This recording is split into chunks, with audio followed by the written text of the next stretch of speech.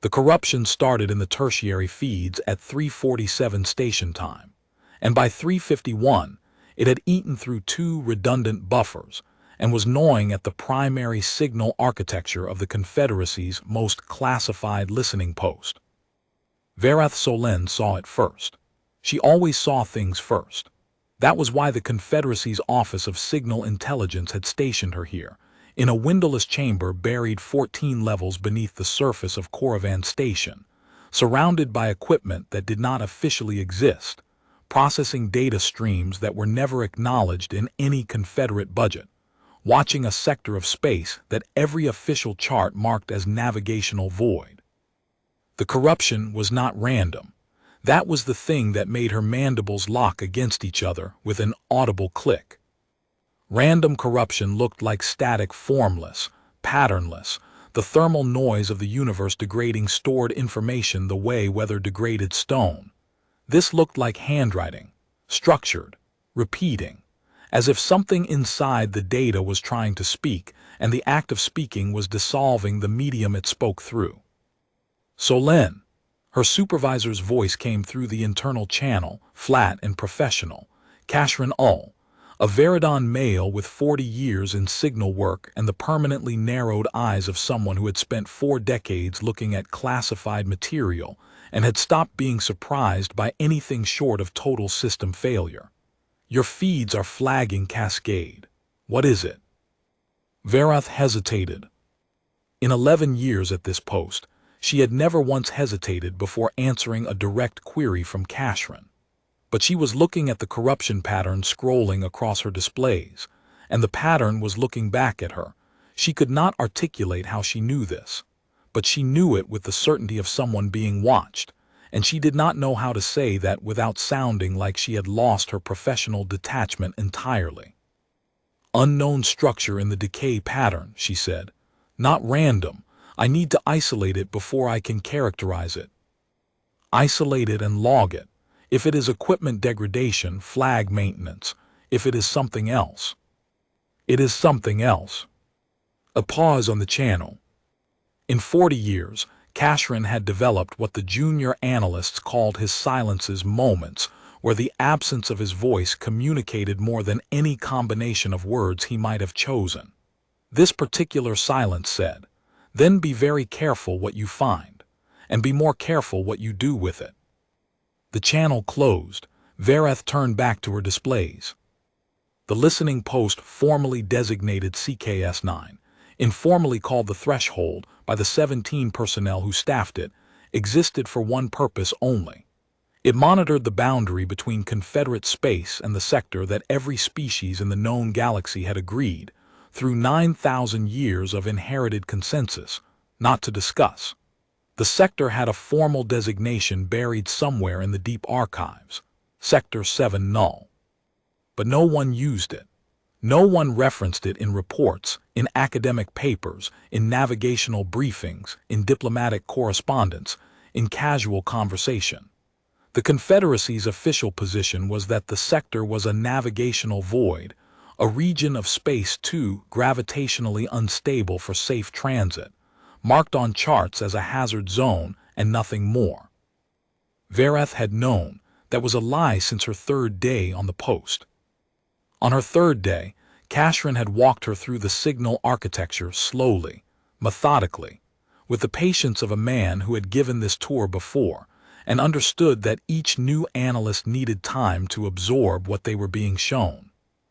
7 nested layers of monitoring equipment, each aimed at Sector 7 Null's boundary, each more sensitive than the last, each recording data that the previous layer could not detect. 7 concentric rings of surveillance pointed at a sector the Confederacy officially said was empty and unremarkable. "Why 7 layers?" she had asked. Kashran had looked at her with those narrowed eyes, the look of someone deciding how much truth a person was ready to carry, because 6 was not enough. She had not asked what that meant. She had been young but not stupid. In 11 years since, she had watched the outermost layer, Layer 1, the broadest, most general electromagnetic sweep, and had seen nothing, literally nothing. Layer 1 showed a sector of space with no emissions, no transits, no thermal signatures, no subspace fluctuations, no particle decay trails, no gravitational lensing anomalies. It was the quietest region of space in the known galaxy, quieter than deep void between galactic arms, quieter than the spaces between stars where nothing existed and nothing had ever existed and nothing ever would. That silence was itself the data. Any analyst worth their clearance understood this instinctively. A region of space that quiet was not empty, it was muffled. Something was absorbing or suppressing every form of emission that natural processes would produce. Stars existed in that sector. The pre-Confederacy astronomical surveys confirmed this. Planets, asteroid fields, the normal furniture of inhabited space, but none of it was radiating. None of it was producing the electromagnetic background that physics demanded it should.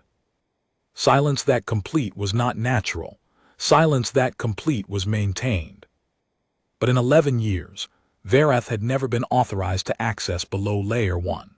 Layers 2 through 7 were above her clearance grade. She knew they existed because the hardware existed. She walked past the sealed server rooms every shift, felt the subtle vibration of processors working through the deck plates beneath her feet, heard the faint harmonic hum of cooling systems managing heat loads that Layer 1 alone could not possibly generate. But the data they processed went to analysts above her grade, in facilities she had never visited, through channels she could not trace.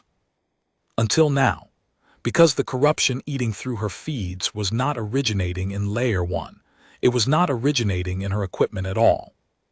It was coming up from below. She ran the trace 3 times, using different diagnostic pathways each time to eliminate the possibility of instrumentation error.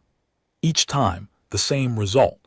The structured decay pattern was propagating upward through the signal architecture from Layer 7, the deepest and most sensitive monitoring tier, through 6, 5, 4, 3, 2, and finally breaking surface in her Layer 1 feeds like groundwater forcing its way through bedrock into a basement. Whatever was causing it had started at the bottom and was burning its way up through every successive classification barrier, like a signal that refused to be contained. Verath's training said, log it, flag it, pass it up the chain. That was protocol. That was what 11 years of institutional conditioning had prepared her to do: observe, record, report, and let someone above her decide what it meant and what to do about it. Her instincts said something different. Her instincts said, if you pass this up, someone will classify it beyond your reach within the hour and you will never know what it was. You will spend the rest of your career watching the silence and wondering what tried to break through it, and you will die not knowing. She chose wrong. She knew she was choosing wrong even as her fingers moved across the interface, pulling the corruption pattern into an isolated analytical sandbox where she could study it without triggering the automated reporting systems. 11 years of watching silence had worn something down in her, some professional caution, some institutional obedience, some faith that the system knew better than the individual, and in its place had grown a hunger she had never named or acknowledged until this moment when it finally had something to feed on. She began to decode the corruption. The first layer of structure resolved in 40 minutes of focused analysis. It was not a signal in any conventional sense, not a broadcast, not a transmission, not a directed communication with sender and recipient.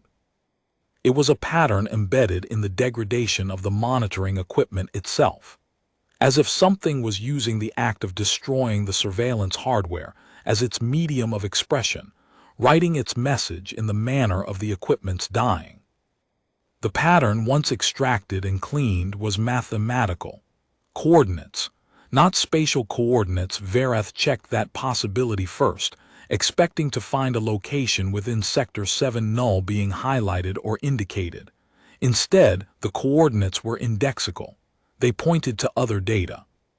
Specifically, they pointed to files within the Confederacy's own classified archive system, files Vareth did not have access to, stored in systems she could not reach from her workstation, protected by clearance levels whose abbreviations she had never even seen referenced in any document she had ever read. But the corruption had given her the addresses, and the corruption was still spreading, still eating through buffers, still dissolving the barriers between classification layers with the methodical patience of acid working through metal. With each barrier it dissolved, another archive reference surfaced, another coordinate, another pointer to something the Confederacy had sealed away and forgotten it was sealing. It was showing her a map, not a spatial map, an informational one. A map of everything that had been hidden about Sector 7 Null, laid out in the order it had been hidden, with the oldest secrets at the bottom of the stack and the most recent additions at the top. 9,000 years of accumulated concealment, indexed and organized for her consumption. Vareth stared at the emerging structure. Her training told her she was looking at an intrusion, a hostile intelligence using the surveillance hardware as a vector to breach Confederate information security. Her training told her to cut the feeds immediately, kill the terminals, summon Cashran and a security team, and probably a defensive fleet. But a hostile intrusion would not give you a map of your own secrets. A hostile intrusion would steal, would copy and transmit and disappear before you notice the breach. This was giving, deliberately, patiently, laying out the architecture of the Confederacy's own concealment program like a teacher arranging materials for a student. Something on the other side of the boundary wanted her to see what her own government had hidden, and it was being very careful to show her in a way she could follow. She kept decoding. The second layer of structure took 3 hours. The archive references, when she followed them through the corruption skeleton key pathways into systems she had no authorization to access, resolved into a chronology, a timeline of concealment stretching back further than the Confederacy itself, further than the Veridon Compact that preceded it, further than the Cathori Trade Syndicate that preceded that, further than the founding of any species interstellar government currently operating in any known sector. The oldest references predated the entire Coravan Station archive system and pointed to records held in what the coordinates designated as the cartographic vault of the First Navigation Congress, a body that had existed, by Vareth's reckoning based on the dates in the archive headers, approximately 9,000 years before her current shift, and had not survived whatever it encountered long enough to log what had happened to the rest of its membership. The First Navigation Congress. She had heard the name exactly once, in a historical footnote during her academy training on pre-Confederacy governance structures. A multi-species body formed in the earliest centuries of interstellar travel, tasked with mapping the galaxy and establishing safe transit corridors for all known spacefaring civilizations. It had dissolved, the footnote said, due to irreconcilable differences between member species regarding territorial sovereignty claims. The corruptions map said something entirely different. The First Navigation Congress had not dissolved due to political disagreements. It had been dissolved by unanimous vote. After encountering something in what was now Sector 7 Null that made every member species agree, instantly and without debate or dissent, that certain regions of the galaxy were not to be mapped, not to be discussed, not to be remembered, and not to be approached under any circumstances by any vessel of any species for any reason. That vote had been the first act of concealment, the founding moment. Everything since, every government, every compact, every confederacy, every treaty organization had inherited the concealment without inheriting the knowledge of what was being concealed. They enforced the prohibition without knowing why it existed. They marked the charts blank without knowing what the blankness covered. They told the legends without knowing what the legends were protecting them from. Layer upon layer upon layer.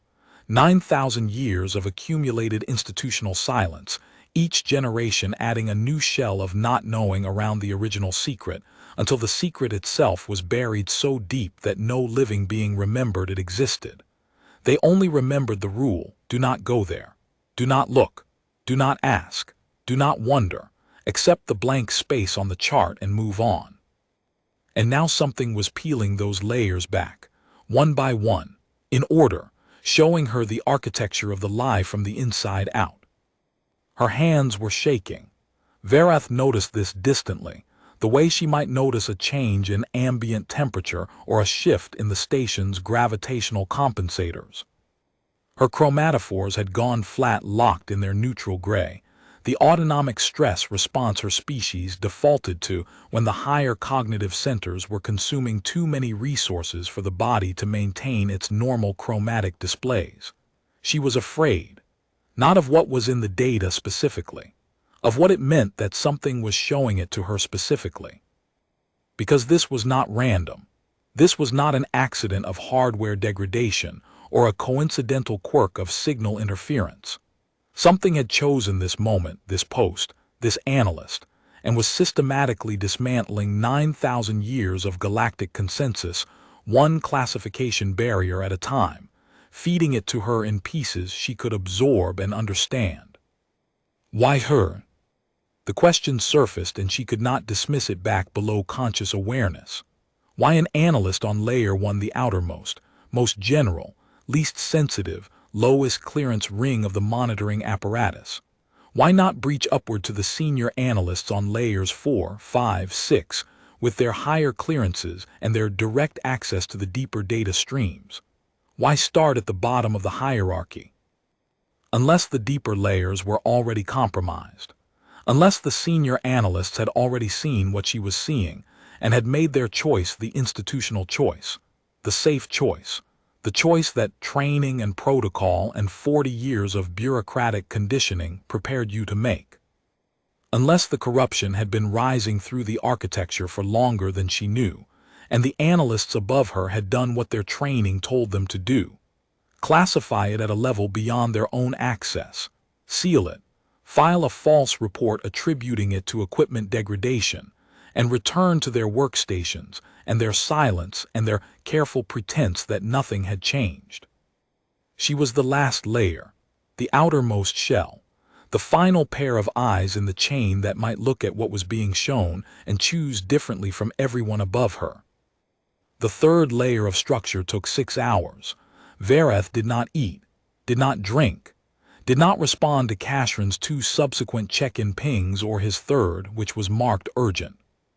She was deep, now deeper than she had any authorization to be, deeper than any analyst at her clearance grade had been in the 11 years she had worked this post, using the corruption's own trail as a skeleton key through classification barriers that should have been absolutely impenetrable by any method short of a full council override.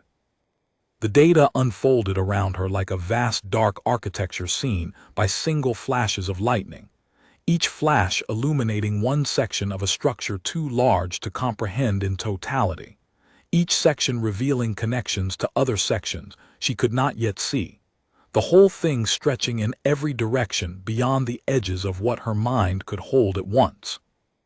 The third layer was not coordinates or chronology, it was content, primary source material. It was the records of the First Navigation Congress's final expedition into what was now Sector 7 null, not summaries written centuries later by historians working from partial sources, not abstracts sanitized by classification committees, not the single footnote that had survived in academic databases, the raw logs, the unprocessed sensor data, the communications transcripts recorded in real time as the events unfolded. 9,000 years old, and preserved with a fidelity that should have been physically impossible given the storage media available at that technological era, as if something had actively maintained their integrity across the millennia, keeping them readable, keeping them waiting for someone to look. The expedition had consisted of 12 vessels representing 8 spacefaring species, the full membership of the Congress at that time. They had entered the sector following a gravitational anomaly that their instruments could not explain through any known physical mechanism, a region of space where the fundamental constants appeared to deviate from galactic norms. Not dramatically, not dangerously. The deviation was within survivable parameters for all 8 species. Just enough to be scientifically interesting, just enough to warrant investigation, just enough to draw mapmakers in with the promise of a publishable discovery. They had found a structure. Verath's hands stopped shaking, everything stopped, her respiration, her chromatic cycling, the unconscious movements of her secondary limbs. For a long moment she was not an intelligence analyst sitting in a classified listening post 14 levels below a station surface.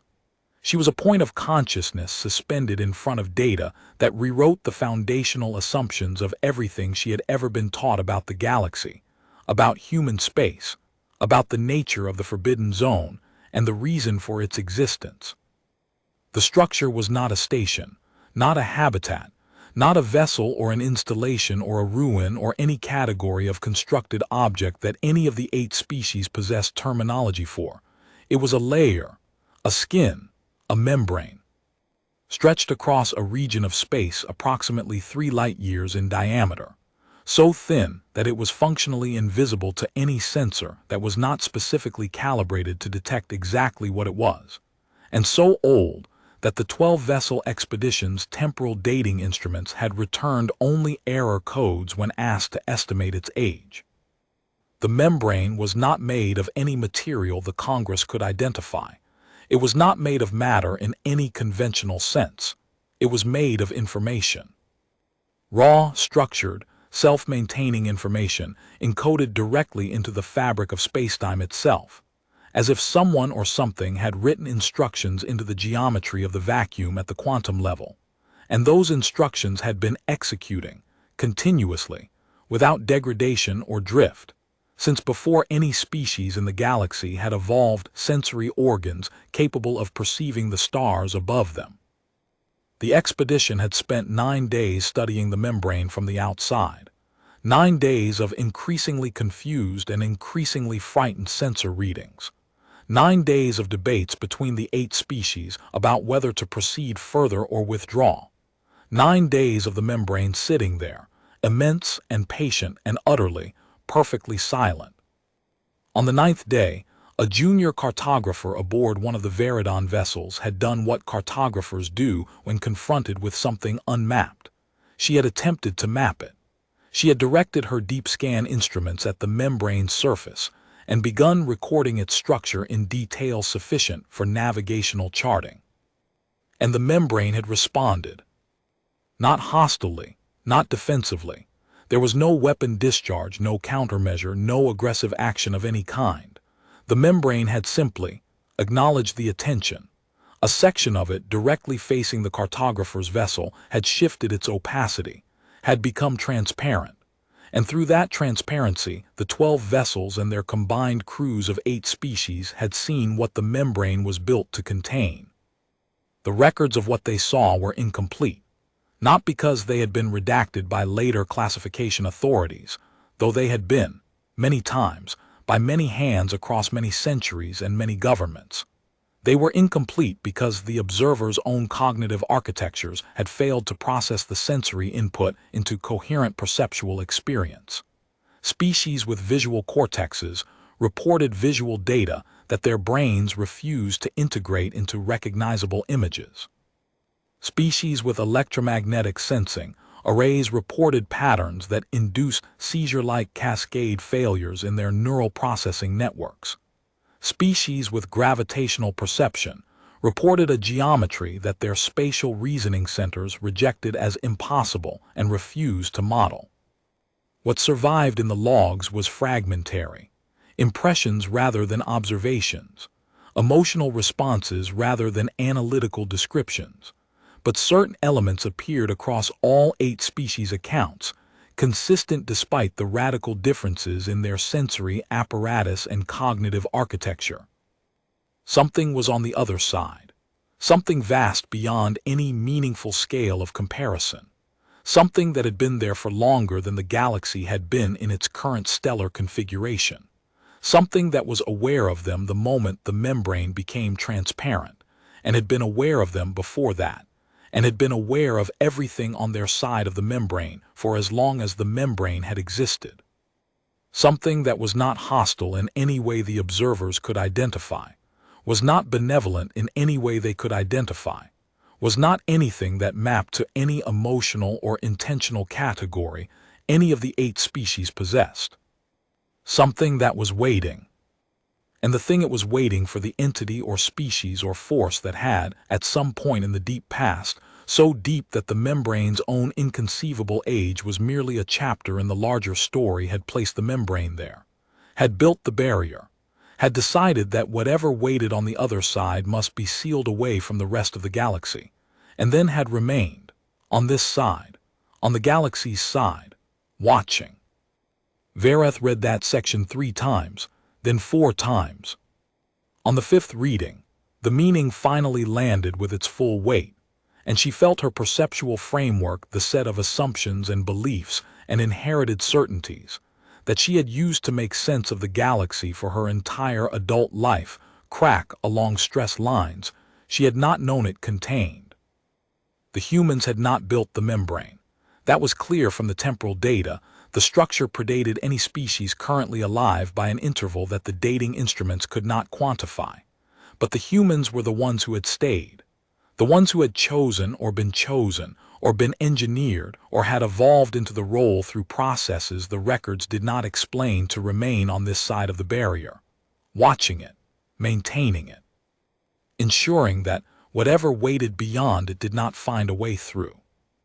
The sector the galaxy called forbidden, the space every chart left blank, the region no ship returned from.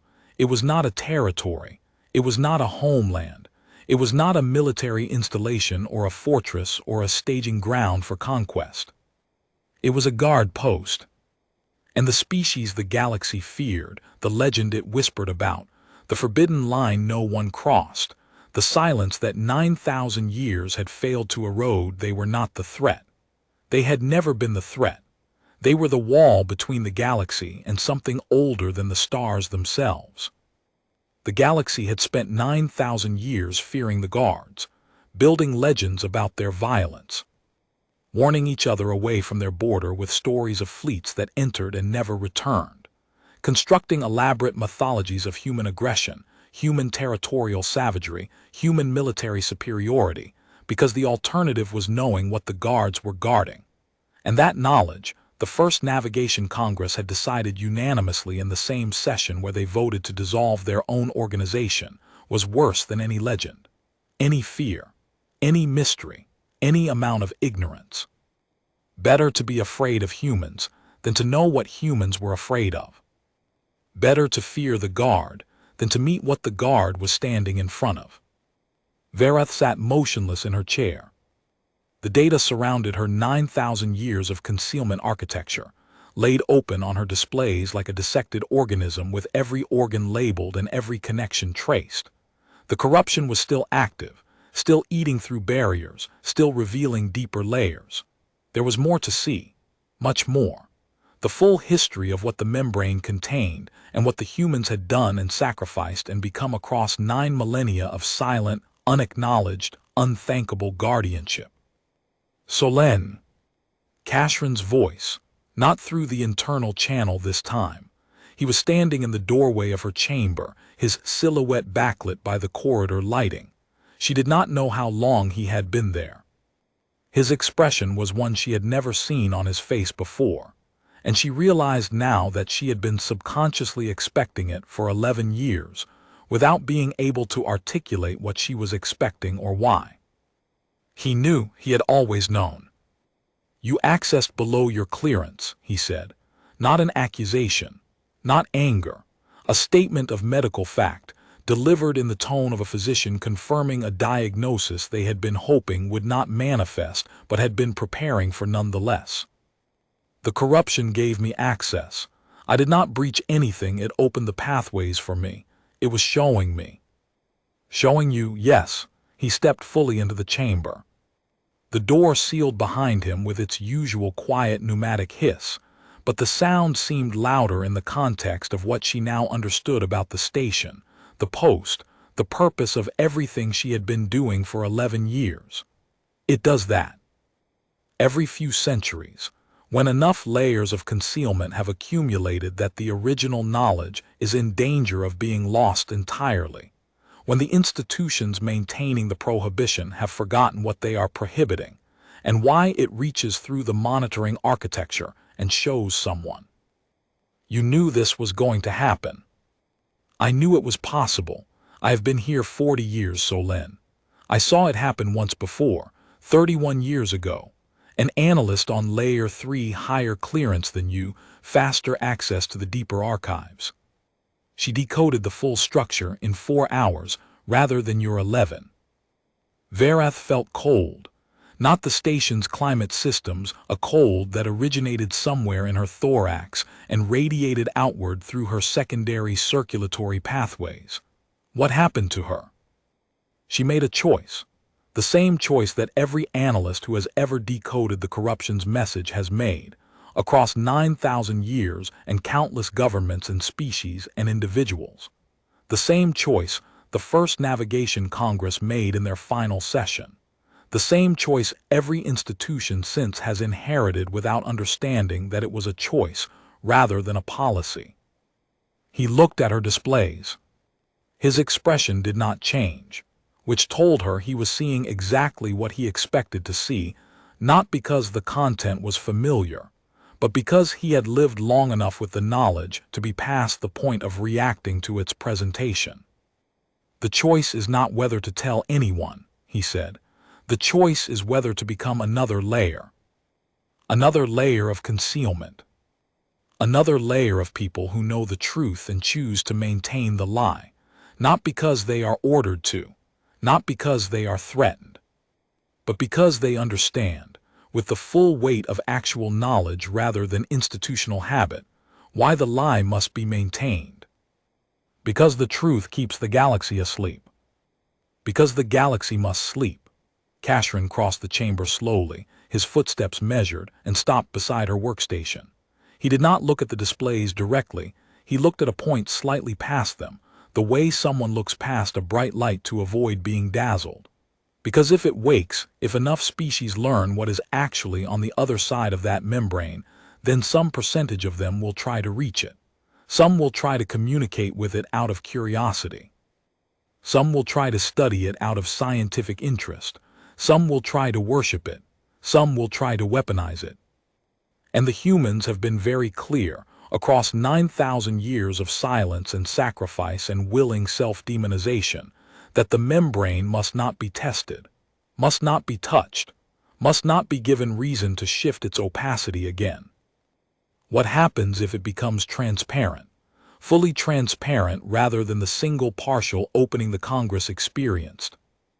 Then what is on the other side sees through completely, and what is on the other side has been waiting to see through. And the humans, whatever they are now, whatever they have become in 9,000 years of standing between that thing and everything else, believe with the certainty of beings who have spent longer than most species have existed modeling the scenarios that if it sees through fully, nothing on this side of the membrane survives the seeing. Not because it is hostile, not because it will attack, because what it is and what we are cannot coexist in the same perceptual space. Its awareness and our existence are mutually exclusive states. Verath looked at her displays. The data was still there, still open, still scrolling with the patience of something that had been waiting 9,000 years to be read and would wait 9,000 more if necessary. She could copy it all, could transmit it to every news service and academic institution and government office in the Confederacy, could peel back the entire concealment architecture in a single broadcast and let the galaxy see what it had been sleeping beside for longer than it had been a galaxy. The corruption, she said slowly, following the logic to its necessary conclusion. The something that reached through the monitoring layers and showed me. If the membrane must not be tested, and if nothing must be allowed to trigger its transparency response, then whatever is doing this, whatever is reaching through our own surveillance equipment and revealing the secret it cannot be coming from the other side. Something from the other side would not want the membrane's purpose known, because knowing the purpose is what motivates beings to maintain it. Correct. It is from the guards, from the humans. They are the ones who reach through the monitoring architecture periodically. They are the ones who trigger the corruption pattern. They are the ones who show us. Cashran nodded once, a single dip of his head, the Veridon equivalent of total confirmation. Why show us at all? Why not simply maintain the concealment from their side without requiring anyone on this side to understand? Because they need people on this side who know, who will maintain the concealment willingly, with informed purpose, not out of inherited institutional habit that degrades across generations. The habit fades over centuries, Solen. The governments that enforce the prohibition eventually forget why they enforce it. The legends lose their weight. The fear becomes abstract, then academic, then quaint, then dismissed. And when enough generations have passed that no one takes the prohibition seriously anymore, someone sends a research vessel into the forbidden zone to see what all the fuss was about. And the membrane notices the attention. So they refresh the knowledge. They refresh the knowledge, periodically, carefully. They choose someone positioned to maintain the concealment from within the institutional structure, an analyst, a cartographer, an archivist, a council member, and they show that person the truth. Because someone who has seen the data, someone who understands on a foundational level what is being guarded and why, that person maintains the line with purpose rather than habit. And purpose does not degrade. You are telling me I was selected for this. I am telling you that you were always going to see this, that your placement here was not accidental, that the 11 years of watching silence on Layer 1 were preparation, conditioning your pattern recognition systems to detect the corruption when it manifested, ensuring that you were the analyst on shift when the reaching through occurred. On your third day, when I walked you through the 7 layers and you asked why 7, you were already being evaluated. The question itself was a selection criterion. You were always going to be offered the choice. Verath stood. Her legs were unsteady beneath her 11 hours in the chair without food or water, the cognitive load of what she had processed pressing down on her central nervous system, like a physical mass attempting to flatten her. She walked to the display wall on the far side of the chamber and placed her palm flat against the cold surface. Behind the display glass, behind the hardware it controlled, behind 14 levels of station infrastructure and the hull plating and the void of space beyond, Sector 7 Null sat in its perfect artificial silence. The membrane stretched across 3 light-years of space. Whatever it contained waited behind it with patience measured in geological epochs and stellar life cycles. And between that thing and the rest of the galaxy stood a species that had allowed itself to become a monster in every other species' collective memory. That had accepted no, chosen to be the legend, the warning, the forbidden line, the silence that no one dared to break, rather than let the truth be known, rather than let the galaxy wake up. If I refuse, she said, her palm still flat against the cold display wall, if I copy everything I have decoded tonight and transmit it publicly, to every Confederate news service, every academic database, every government archive, what happens? Nothing immediate. The humans will not stop you. They have never stopped anyone. That is not how they maintain the line, Solen. They do not use force against the people on this side. They never have. They maintain the concealment by ensuring that everyone who sees the truth makes the same choice the first Navigation Congress made 9,000 years ago. Which is silence. Voluntary, informed, purposeful silence. Because once you know what is on the other side of that membrane, once you truly understand the nature of what is being contained, and the consequences of the containment failing, you do not want anyone else to know. You do not want anyone else to be curious about it. You do not want anyone else to start probing the membrane's boundaries, or testing its response thresholds, or sending vessels into the forbidden zone to satisfy their academic interest. He paused. His voice, when he continued, carried a weight that 40 years had pressed into every syllable. You choose silence because the alternative is living in a galaxy where some fool might be curious enough, or arrogant enough, or idealistic enough to poke at the only thing standing between existence and whatever existence looks like after that thing on the other side sees through clearly. And you are no longer capable of believing that ignorance alone will protect them from their own curiosity. Vereth closed her eyes. The data architecture was behind her eyelids now, imprinted, permanent, a map of concealment that she would carry in her neural pathways for the rest of her natural lifespan, whether she wanted to or not. Every analyst who decodes the corruption makes the same choice, she said. Every single one, for 9,000 years, across every species, every government, every institutional structure, every individual who has been shown the truth has looked at it, understood it, and chosen silence. Not one exception in recorded history. And the humans know this. They know that showing us the truth is the most effective way to ensure we keep the secret, because the truth is self-containing.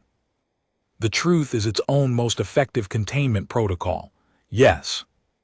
Kashran said nothing more. His silence was the loudest confirmation she had ever received from any source in her 11 years of intelligence work. Vereth turned from the display wall. She looked at her workstation, at the data still scrolling across the screens, the corruption still active and patient, the layers still peeling back for her inspection. There was more to see. Days more, probably. Weeks, perhaps. The full history of the guardianship. The full scope of what the humans had sacrificed and become. The complete record of 9 millennia of silent duty. She did not need to see it. She had seen enough. The weight of the essential truth was already settling into her bones, rearranging her priorities with the finality of a geological event. An hour ago, less than a day ago, she had been an intelligence analyst with a career trajectory, a clearance level she hoped to exceed, and professional curiosity that regularly pressed against the boundaries of her authorization. Now she was a keeper, another link in a chain that stretched back to the first Navigation Congress and would stretch forward until either the membrane held forever or it did not hold. And if it did not hold, then the chain would no longer matter because nothing would. "What do I do now?" she asked. "Now you classify everything you decoded tonight. You seal it at a level no one below your new clearance can access. You write a technical report attributing the cascade event to hardware degradation in the Layer 1 buffer architecture, recommend a maintenance cycle, and submit it through normal channels. You restore your feeds to their standard monitoring state. And tomorrow, you sit back down at your workstation and resume watching. Watching nothing. Watching everything. Watching the most important nothing in the galaxy. Watching the silence that means the membrane still holds and the guards still stand, and whatever waits on the other side is still waiting rather than seeing." Vereth nodded. It was not enough. It was not a satisfying conclusion, not the resolution her analytical temperament demanded. But she understood now that satisfaction was not what this knowledge offered. This knowledge offered weight, responsibility, purpose so large that it dwarfed every other concern she had ever held. She sat back down at her workstation. 14 hours of sealing work ahead of her, reclassifying every file the corruption had opened, rebuilding every barrier it had dissolved, restoring the concealment architecture to its seamless institutional surface, adding her own layer to the 9,000 years of layers beneath it. Kashran remained for a moment longer. Then he turned toward the door. "Kashran." He paused. "Is it worth it, what the humans gave up? Their reputation, their relationships with every other species, their right to be known as anything other than a legend and a threat? All of it sacrificed to stand guard over something no one else even knows exists. Is what they are guarding worth that? His expression shifted, fractionally, a tightening around his narrowed eyes, a slight deepening of the lines that 40 years of carrying this knowledge had etched into his face. The expression of someone who had asked themselves that exact question every day for 4 decades and had never arrived at an answer that satisfied the asking. "I have never seen what is on the other side of the membrane," he said. "No one on this side has seen it directly since the first Navigation Congress expedition 9,000 years ago. The fragments in those logs, the impressions, the failed perceptions, the cognitive cascade errors are not knowledge. They are the shadows of knowledge, filtered through sensory systems that could not process the original input." He looked at her directly. "But the humans have seen it. The humans live beside it. They have spent 9,000 years in proximity to it, watching it, studying it, understanding it in ways we cannot comprehend from this side. And they chose with full knowledge and full understanding, and without any external coercion, to let every other species in the galaxy believe they are monsters, to accept being feared, to accept being avoided, to accept that their name would become a synonym for forbidden, and their space would become the blank on every chart, and their existence would be reduced to a warning that parents whisper to children." He paused again. The weight of what he was saying pressed the silence between his words into something almost physical. "I do not know if what is on the other side is worth their sacrifice, but I know that they who have seen it with perfect clarity, who have lived with the full truth for longer than most species have existed, believe it is. And I trust their judgment on this, because they are not afraid of us. They are not afraid of anything any species on this side can do to them or threaten them with. They are afraid of exactly one thing. And they have spent 9 millennia making absolutely certain that the rest of us never have to share that fear." He turned and walked to the door. It opened with its quiet hiss. "Welcome to the inside, Solène. It is quieter than you expect." And heavier. The door closed behind him. Verath sat alone in her chamber. The displays scrolled with corrupted data, patient, unhurried, still offering more. She looked at it for a long time. Then she began the work of sealing it away. File by file, layer by layer, classification barrier by classification barrier. The same work that her predecessors had done across 9 millennia and that her successors would do after her, adding her concealment to the architecture, making the secret deeper, heavier, more secure, not because she was ordered to, not because she was afraid of professional consequences, not because the system demanded it.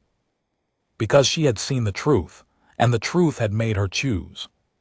It took 14 hours. When she was finished, her workstation displayed exactly what it had displayed 25 hours earlier, the Layer 1 feeds scrolling their placid data. The silence of Sector 7 null registering as routine absence on every gauge. The 7 monitoring layers humming their quiet harmonics beneath the deck plates. She filed her report, hardware degradation, maintenance scheduled, cascade event resolved, routine. Then she sat in the quiet and breathed. The membrane stretched across 3 light-years of space, ancient and patient beyond her ability to conceptualize. Behind it, something waited. In front of it, a species stood guard, paying with their place among the stars for the privilege of ensuring that what waited behind it continued to wait. And on Coravan Station, 14 levels below the surface, a signals analyst added her silence to the silence that had held for 9,000 years.